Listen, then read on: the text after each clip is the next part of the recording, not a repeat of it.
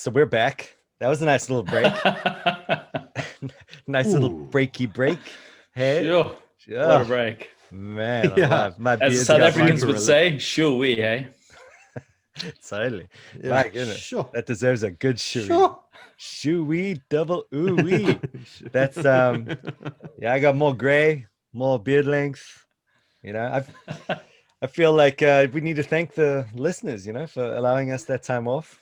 Because maybe we took a little bit of liberty toward the end there. We kind of should have been back a little bit earlier. But Yeah, maybe a I little was bit. just enjoying my holiday so much. I'm Oh sure. man. Thought I'd take a Yeah. little bit extra, Yeah. Well, that's good. I'm glad you're enjoying your holiday. You guys can go places and do things. And, Not holidays really. like the same as every other day for me. We're back in lockdown for like 3 days. Well, But you guys? Yeah, well, Auckland's level Awesome. 3, rest of New Zealand's level 2, and depending on what they say yesterday, it could extend. it basically means, Really?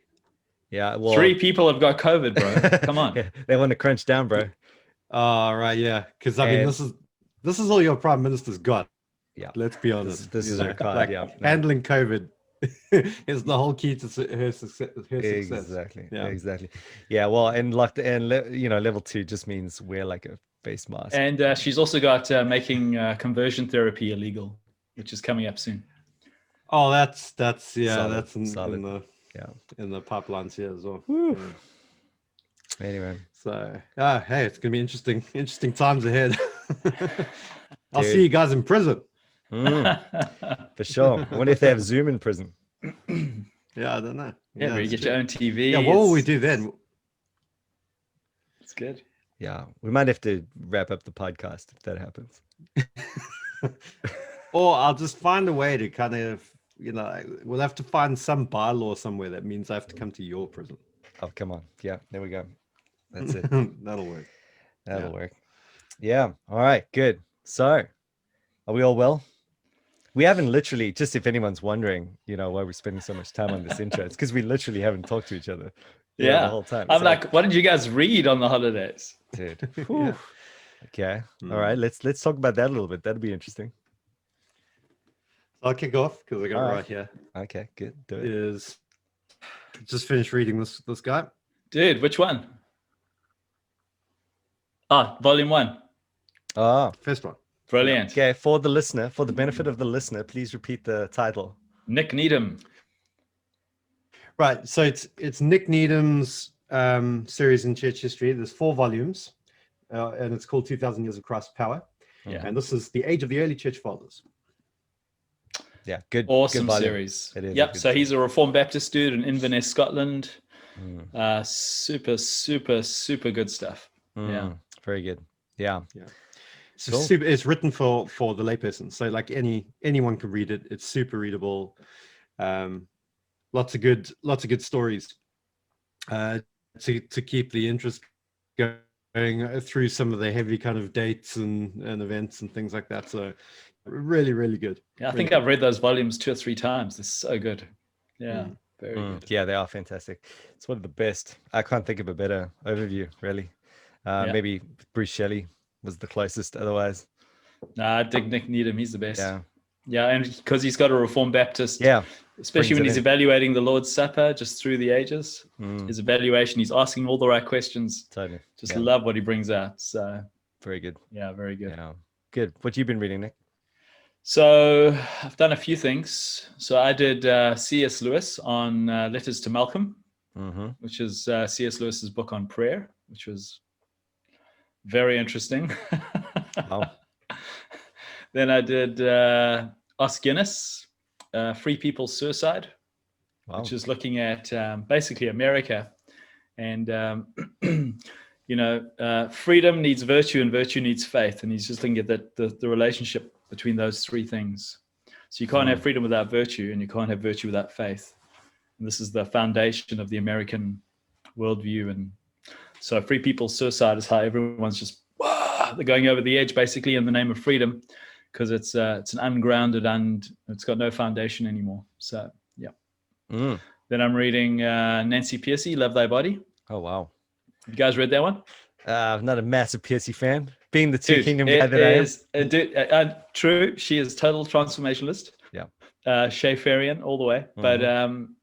man, absolutely brilliant. Just in Yeah, no, terms of showing how the Bible's view of anthropology, love thy body, the body and the mind are one, versus all the other views, whether it's abortion, euthanasia, transgenderism, and just a brilliant study. Thoroughly loving it. Actually bought the hard copy because I've been doing the audiobook. Nice. Yeah. David Van Drunen, Living in God's Two Kingdoms. Oh. Yeah. That's what we're all about. That's what we're all about. Carl Trueman, Rise of the Modern Self. Nice. Yeah. Great book. Oh, yeah. I actually just started reading that. Yeah. Yeah. So those two I'm sort of still going through, but yeah. That's some of the I ones. also started reading Calvin's Institutes. So, Nick and I read that together back in the day. I think this is like it was like our bromance to start off with. I think we got through like half of volume 1 and then it was like, meh. Well, we just kind of touched base less around volume 4. I remember that. We were like, ecclesiology, whatever. Yeah. So some of it, I'm surprised at the relevancy of it, actually, to be honest. Like, he's asking all the same sort of questions and answering all the same objections that you would have today if you're engaging with Catholicism. But the tone of it is very different. Like, it's not like a modern book in that, it's just like the papers are idiots because they they couldn't be so stupid and careless and ugly, so they're also ugly. Yeah. If so and so had 2 brain cells to rub together, he might be able to understand what I'm saying to him, but he clearly doesn't. Therefore, if he had a modicum. Osiander. Must be talking about Osiander. Osiander got nailed. Oh my goodness, poor Osiander the whole time. Yeah. Oh man. Cool. So what you reading, Mike? What have I been? Well, mostly to the same old boring story for me. It's just Klein, and more Klein, and then and everything about Klein and everything surrounding Klein. So I don't think anyone wants to hear that part of it. Well, we'll make a big deal out of that. I'll sort of wrap it up. I did mention before we took a break that I was going to use the time off to do a lot of writing. So I didn't quite get as far as I wanted to get, but I'm sort of rounding up. So that's a good thing. And so that's been taking a lot of my time, but I have actually been using too much other time because I have taken the plunge into a very big read, and it's something I'm deeply stoked with. Let me see. Yep, right over here. Une seconde. Whoa, that's big. Ew. Septuagint. Wow. Yep, the Reader's Edition. This it's a double volume. But look at this thing. I mean, it's beautiful. It's just they've just typefaced it beautifully. I mean, look at that. It's like that is nice. And you got 100. So is it interlinear or what's the format? No, interlinear. It's a Reader's Edition, so it's got the words that appear, less than or 100 up, I think it was. But wait a minute, it's a decent lot of footnotes there. You can see on every page, giving you all the rare words. So, but the idea was if you've nailed the New Testament vocab, you should be sweet with the Reader's Edition. Sounds good. And so that's working. I've read through all of Genesis. Wow. Read through all of Exodus, and loving it. Absolutely loving it. Nice. So I'm gonna read the whole thing. I'm gonna do it all. Who publishes that? That's Hendrickson. Nice. Yeah. So is that the same? It's the same as the Greek Hebrew Reader's Bible that you and I have? But this is just for the Septuagint, except it's got more. It lets you know more of the vocab in the footnotes, and it's set up better. I think it's not as compressed. Right. Okay. So it just looks nicer. But I have got just while we're talking about that, that Reader's Edition Greek and Hebrew Bible, that Zondervan one. There's I don't know if you've seen this, Andre, but another one I picked up. There's a Christmas present which I'm loving. Is yourself. Complete Hebrew Greek Bible, which it's no readers. It's not a readers, but look at this bad boy. I mean, that's some beautiful typeface. It's huge. So it's just an absolute pleasure to read this guy. That's nice. Yeah. So even if you got your phone out for all the words and stuff, and you can kind of have English out and another Bible next to you, but just for like bedtime stuff, when you're sitting there and you don't want to use the screen. That's not what I do at bedtime. Good. But I'm loving it. I'm just loving the process. I've got this this method. What I do is I read it through in the Reader's Edition, then I read it through on my Orthodox Greek Bible, pure, no notes, nothing, just like patriarchal text stuff. And that's why you're doing the PhD, bro. And then what I do is I read it again, like so and then by the time I come back to the reader's edition, it's like I don't even need those bottom notes, and it's just like, oh, it's just nice and big font, and it's a beautiful experience, man.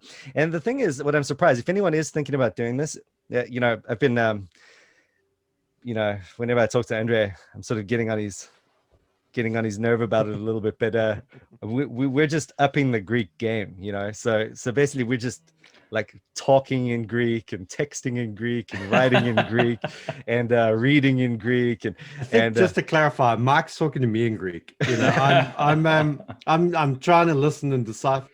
It's amazing though, because when I'm reading it and I'm going through like Greek vocab, I'm like yeah, like Greek vocab, like there's very, like when I'm going through all the vocab exercises and stuff, I'm hardly ever getting stumped.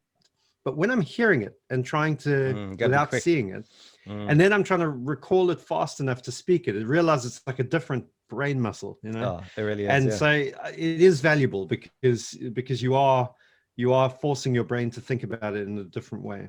Yeah. So and then when you go back to reading, you find you don't translate as much because it's just so quick, that you just sort of read it directly, which is great.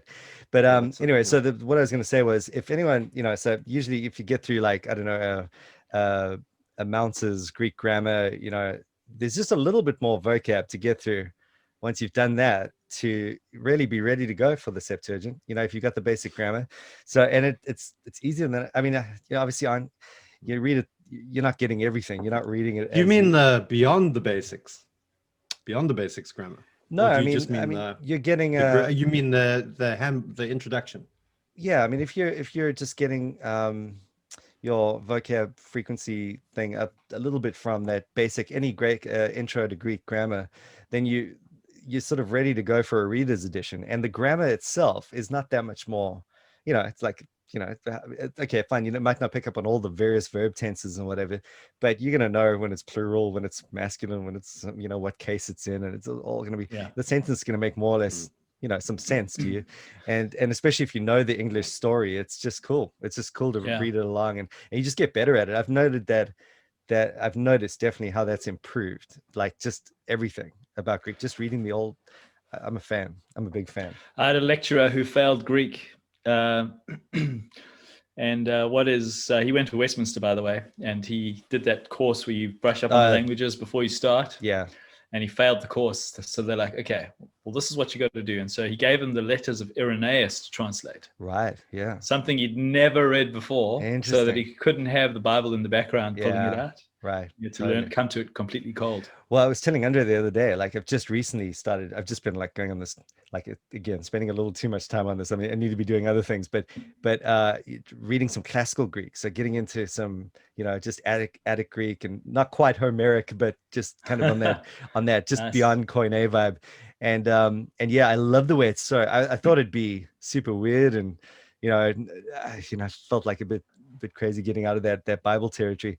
But it's been awesome, just that it's like a different thing, different vocab, different everything, different stories, different, and it's just I don't know, there's something to rejig your whole love for the learning Greek process, and I think it can only help, So, anyways, interesting how non-intuitive all of that is, because you would have thought it's not. I would have thought like, hey, first nail the New Testament, like completely nail it, and then think about Septuagint. But I think now having done at least this little bit, I'm thinking just dive in, that immersion strategy is the best. Yeah, well, the Septuagint might help your New Testament because it's borrowing phrases and. Well, that's what got me into it. That's what got me originally. I think it was actually, I was doing my chapter on the dissertation, which at one point intersected a little bit with there was some sort of difference. I can't remember offhand now what it was, but it just sent me on this rabbit trail.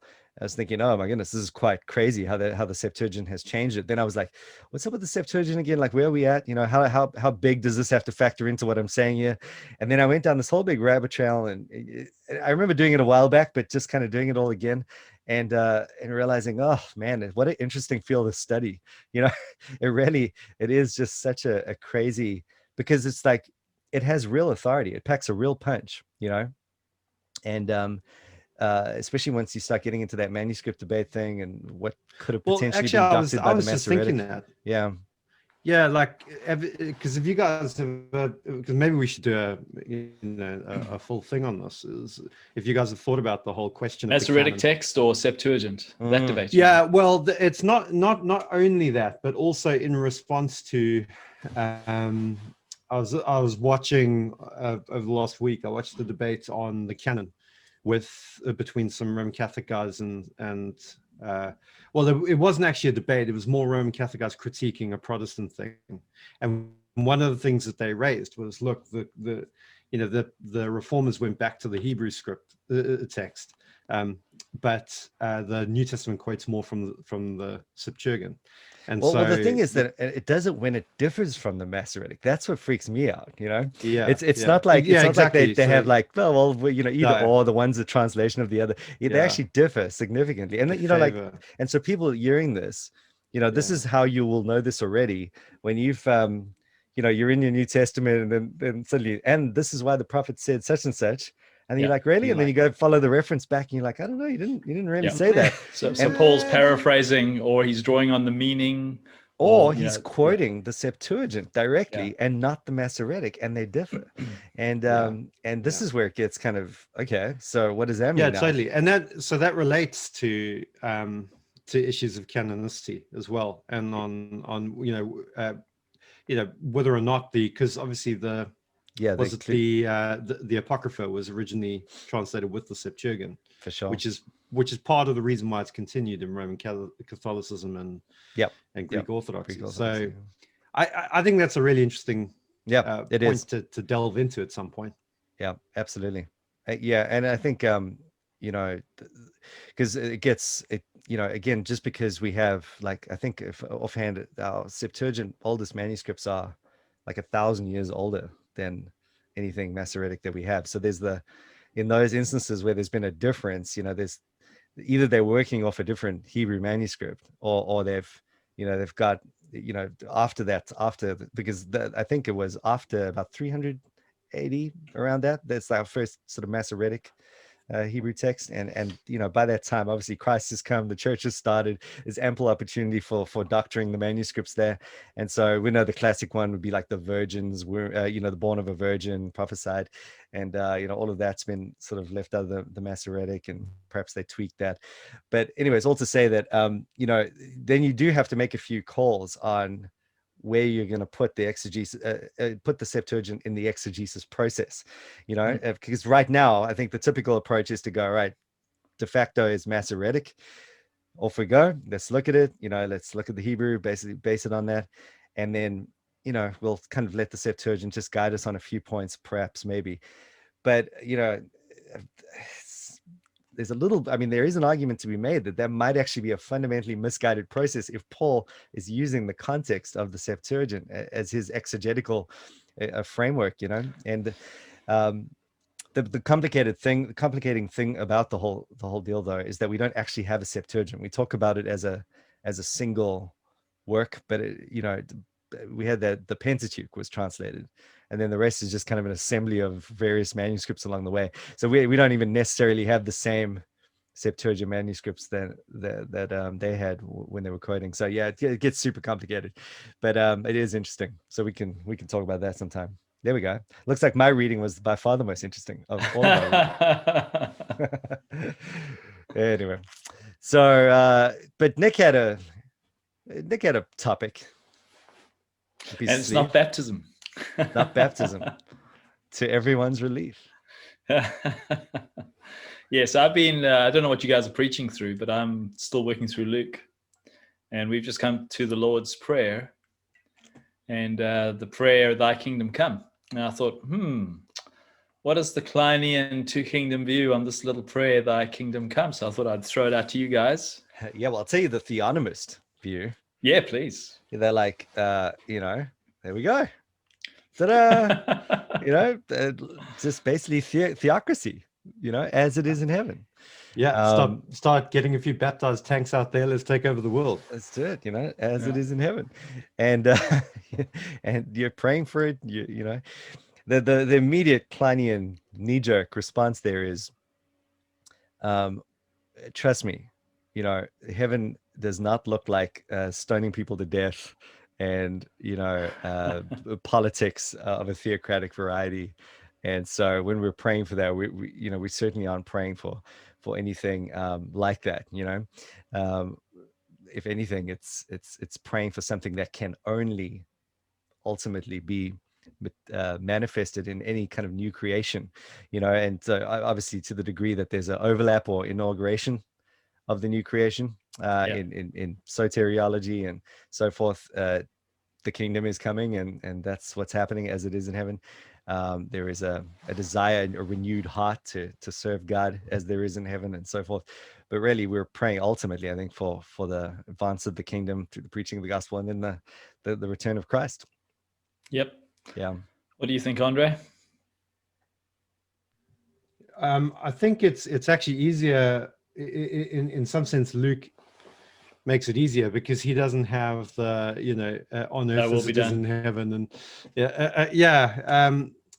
but I think Luke is helpful because it brings out the essence of it, you know, a bit like the poor in spirit versus just the poor thing. So you know, the same meaning is intended in both, but not all the words are used. And so I think I mean, essentially, when I preach on the Lord's Prayer, and the way I understand it when I pray it, is that I'm praying for the gospel to advance, for the church to increase, to spread throughout the world, and to grow into maturity, so that you've got these kingdom outposts all over the place. And then one day, at the second coming of Christ, that you know, these outposts will become part of the kingdom in truth. On a, you know, but even if you do go for, I think it's Matthew says, on earth as it is in heaven. You know, even then, it's not a problem, because that is ultimately, we are looking to a new creation. You know, that is the reuniting of heaven and earth is exactly our hope. And so it's just whether or not that's happening now. So I think that, you know, it's a slight over-realized eschatology thing, I think, on the part of the theonomists, isn't it? Because it's just look, we're all getting there. They just want it to happen now rather than wait until the Lord does it. You know? It all comes down to that word kingdom, doesn't it?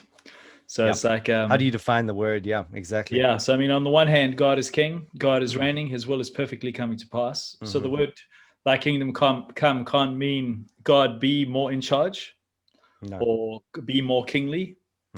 What it is it's looking forward to a particular type of kingdom. And you mentioned the word eschatological, the new creations, something that the Holy Spirit's going to bring in one day. And so it definitely has that forward look. But what was interesting to me, and maybe this is just my own little brain, but what would it mean? You know, to me, there's sort of 5 things. So there's, what would the original Jews have understood when they heard Jesus saying, "Thy kingdom come"? So they had a very theocratic, you know, the Messianic king coming and kicking the Romans out of the land and establishing Jerusalem as the capital of the world, and all the nations bringing their bounty and their tribute as vassal states to the Davidic king. So "thy kingdom come" was a very military sort of oriented thing. Then there's also the disciples would have prayed this prayer before Jesus resurrected from the dead. So there might have been a short period of time where "thy kingdom come" was pre-resurrection and looking forward to the resurrection. And then in terms of the kingdom itself, you know, we probably understand, you'd agree with us, I'm sure, that we would understand that there's a past aspect to the kingdom in its inauguration when Jesus is resurrected, ascended to the Father, given the name above all names, all authority on heaven and earth given to him. And there's the present invasion of the new creation powers of the age to come, preaching of the gospel, and the planting of local churches all over the world. I think you mentioned that, Andre. And then a kingdom consummated with Christ coming again, judging all his enemies and setting up the new creation. So, yeah. Yeah. So they would have, I think, they would have been praying, you know, obviously, because you see in Acts, you know, where they're like, "Are you going to set up the kingdom now, Lord?" You know, after he's resurrected, and he seems to like ignore the question, but he actually answers it with declaration of with the Pentecost, church, and with the gospel. like this is what will happen, you know, like the kingdom, yes, not as you think, but this is what will happen when the Spirit comes, and Judea, Jerusalem, Judea, Samaria, ends of the earth, etc. So you know, there's the answer, really. That's how, I mean, everything we've been saying, and you see it mapped out in Acts. But I'm thinking, you know, just on your point there, before that happened, they would have heard the prayer and prayed, no doubt prayed that, and thought about it in all sorts of wrong ways. But maybe in its best sense, it would have, you know, just to add one more category to the kingdom, you know, you've got, you might say, the kingdom promised in Genesis, you know, and foreshadowed in Old Testament history, and then inaugurated in Christ's coming, and then commencing through this period right now, and then consummated at the end. So, you know, it's actually like right from Genesis 1 all the way through to Revelation 21. And so, you know, you've got, in the best sense, they would be praying for the kingdom to come in every typological way it had been prayed from that very beginning point, you know, because that wasn't a new thing in many ways. You know, people were praying for the kingdom Jewish believers would be praying for the kingdom to come when the Messiah comes, and thinking about it in those idiomatic terms. You know, the son of David would come and conquer, and that was actually a right thing to think about. You know, it's just that they didn't have that nuanced information. So, not saying that they wouldn't have skewed that somehow, but I think that would have been a legitimate thing. You know, that just doesn't mean, I think people who argue that therefore we must think that way, that's where it goes crazy. Yeah. And probably an important point to make is that this expression, which I think we're all agreed on here, is not the dispensational understanding of kingdom. For them, the kingdom is the millennial reign. And just what throws cold water on that view is Colossians 1 verse 13, where it talks about God having taken us out of the power of Satan and put us into the kingdom of the Son of his love, so that we're implanted into the kingdom now through salvation, and we come to experience kingdom in the present, not only in a millennial future reign. Oh, totally. Yeah. So definitely not the dispensational view. It does make you realize, though, how, you know, you say something like the Lord's Prayer, and you pray it together or recite it together, and you have no idea what people are actually thinking. It's a big word. Yeah, there are all sorts of intentions are different, you know, when you're praying that. And I think it's really important to teach on that, so that we're all sort of the same mind when we're praying for it. Absolutely. I think, to be honest, most, you know, when you think about it in terms of the end goal, you know, most of us are on the same page. Maybe not your kind of hardcore dispensationalist, but, you know, most of us are on the same page in terms of what that would look like. It's just how that works for us now, or how that's going to be increasingly fulfilled now. That's more the issue. But so important, and everything keeps coming back to two kingdom stuff. You know, it just keeps happening. Like, it just can't avoid it. You know. Yeah, well, you know, I was actually reading this thing the other day. Who's can't remember his first name, but Wright was his surname, and he wrote a book about Luther and his two kingdom doctrine. But basically, he was saying that, you know, and this I read this a while back, but it just sort of rejigged it in my mind, that the two kingdom thing is so, it's almost like, you know, especially when you start seeing its relationship to law and gospel, you know, because I think if I say law and gospel, for example, you know, I think everyone immediately, certainly us, would be seeing, okay, that's like the big theme, and that's like everything, you know. you've got Moses and the new covenant. You've got, you know, if you want to think about it in covenant historical terms, you've got you know, just in terms of a hermeneutic to carry you through and understanding every part of the Bible. This is huge. The two Adams, you know, the covenant of works, covenant of grace. But then, you know, if I say to you kingdom, you're also going to be thinking, as we just have, like, oh, wow, that's Genesis 1 all the way to Revelation 21. There's a massive theme that's also obviously, you know, it's so important.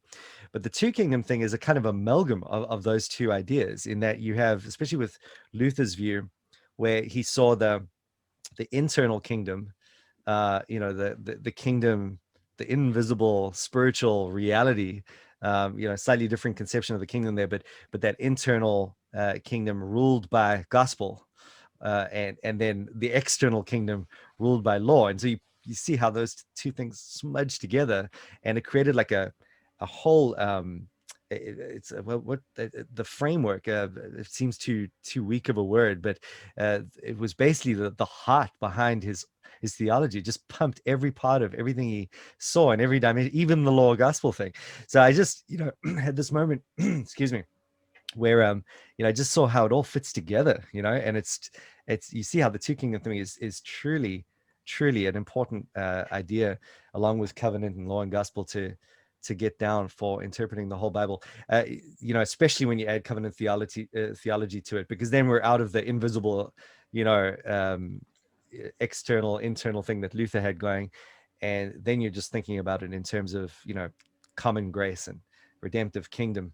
And you can see how then immediately it just becomes such an important idea. So it's not a surprise, really, if you think about it, that everything would come down to that. It is the central theme of the Bible, Amen. It's, you've got covenant, you got Christ at the center, he's the king.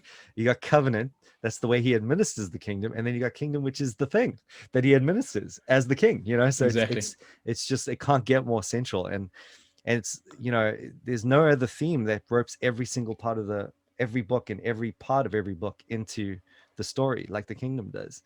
Well, let me try this framework on you guys. So here's my lens of kingdom, looking at redemptive history through the lens of kingdom. So you go to Genesis 1-3, you've got the protological kingdom. Yeah. And of course, protology is eschatology, so it's eschatological nature, but that's the protological kingdom.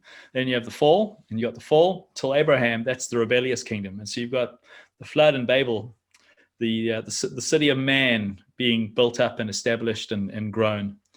Then you've got from Abraham, and I'm including Abraham and then Moses and David, you have the typological kingdom. So there's types and shadows through the theocracy, even through Abraham and his family, types and shadows. And then you get then you get the ministry of Christ as those 3.5 years where Christ the King is in his midst, is in our midst, and all his miracles are putting on display the nature of his kingdom in the new creation. So there's no death, there's no sickness, nature is obeying him. So the miracles put on display. So that's the proleptic kingdom. Then he dies, resurrects, and gets seated at the right hand of the Father. That's kingdom inaugurated, the inaugurated kingdom. Yeah. Then there's the kingdom being realized. This is the overlap of the ages. And then there's the consummated kingdom. And then the new creation. I like it. Except the evil, what was the second one you said? The Babel? Rebellious kingdom. I mean, because that kind of keeps going, though. That's the only part. Oh, of course it does. Yeah. And I didn't know what to call that one. What would you call it? Well, you might have a kingdom one. Yeah, I mean, just basically, it's almost like that goes neck on neck with common grace there, and that you've got the common grace kingdom. Common grace kingdom. There's but the problem, but you've also got the what Klein called it was the bestial kingdom. Okay. The rise of the Antichrist. Right, making use of the city of man, turning it into the cult of man, essentially.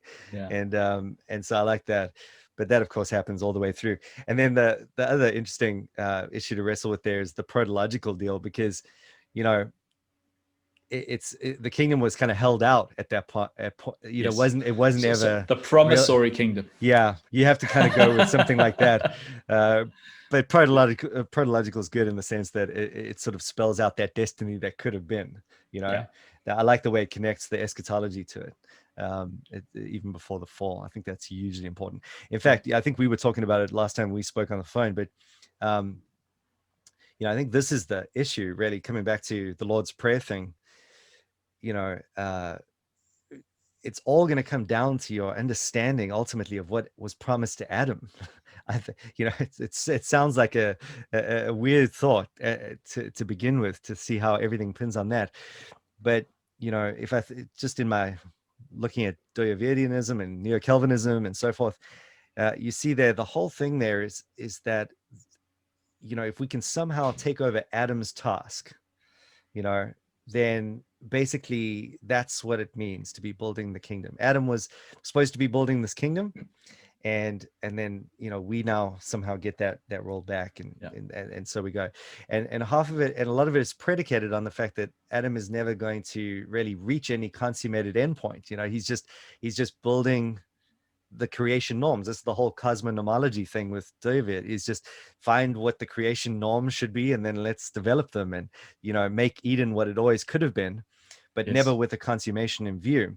And if people take that understanding, then you know, you can almost see how it becomes very logical that we would carry on with what Adam did. But if And Adam so the was cultural mandate and the Great Commission become united in a way that they shouldn't be. Well, you know, well, I think even just before that point, I'm thinking like, if you know, let's say we just leave out the question of who fulfills the cultural mandate and all of that, and we just say, well, everyone agrees that Adam was meant to enter into a consummated state. Yes. He was meant to build the cultural, at least the cosmic norms, and, you know, go for it, build, do this thing, do this mandate.